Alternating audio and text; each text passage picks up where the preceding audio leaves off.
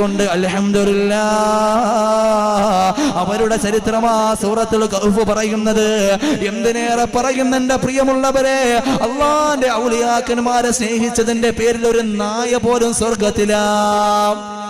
അള്ളാന്റെ ഔലിയാക്കന്മാരെ സ്നേഹിച്ചതിന്റെ പേരില് സ്വഹാബുൽ കഹ്ഫിൽ പറയുന്നില്ലേ, പ്രിയപ്പെട്ടവരെ, അക്രമകാരിയായ അനാചാരകാരിയായ ഒരു രാജാവിൽ നിന്നും അവിടെ നിന്ന് ഓടി ഒളിച്ചുകൊണ്ട് ഈമാനിനെ സംരക്ഷിക്കാൻ വേണ്ടി കടന്നുപോയ 7ഓളം വരുന്ന അള്ളാഹുവിൻ്റെതായ ഔലിയാക്കന്മാരിൽപ്പെട്ടവരായ ചെറുപ്പക്കാർ അവരെന്തിനാ പോയത്? അവരുടെ ഈമാനെ സംരക്ഷിക്കാൻ ദക്കിയാനൂസ് എന്ന് പറയുന്ന രാജാവിന്റെ അടുക്കൽ നിന്നും അവർ ഓടിപ്പോയില്ലേ. എന്റെ പ്രിയമുള്ളവരെ, 300ഓളം വർഷം അല്ലാഹു അവരെ ഉറക്കിയില്ലേ, ഒരു ഗുഹയ്ക്കുള്ളിൽ കിടത്തി ഉറക്കിയില്ലേ. അവർക്ക് അവിടെ നിന്ന് കാവൽ നിന്നതായ നായയെ പടച്ചവൻ എണ്ണിയത് 8ാമതായിട്ടാണ്.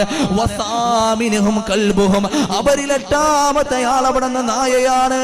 എന്റെ പ്രിയമുള്ളവരെ, ഔലിയാക്കന്മാരുടെ കൂട്ടായിട്ട് 8ാമതായിട്ട് അവിടെ നിന്ന് നായയെ പടച്ചവൻ ഉൾപ്പെടുത്തുകയാണ്. അല്ലാഹുവിന്റെ റസൂല് പറയാ, അവരെല്ലാവരും സ്വർഗത്തിലാ, അവരെല്ലാവരും സ്വർഗത്തിലാ. ഒരു നജസായ നായ പോലും ഔലിയാക്കന്മാരെ സ്നേഹിച്ചതിന്റെ പേരിൽ, അള്ളാഹുവിന്റെ സാമീപ്യക്കാരെ സ്നേഹിച്ചതിന്റെ പേരിൽ സ്വർഗത്തിലാണെങ്കിൽ എന്റെ പ്രിയപ്പെട്ടവരെ, നമ്മുടെ അവസ്ഥ എന്താണ്? അതുകൊണ്ട് ഔലിയാക്കന്മാരെ നമ്മൾ സ്നേഹിക്കണം, അവരെ നമ്മൾ ചേർത്ത് പിടിക്കണം. അള്ളാഹു തൗഫീഖ് നൽകട്ടെ.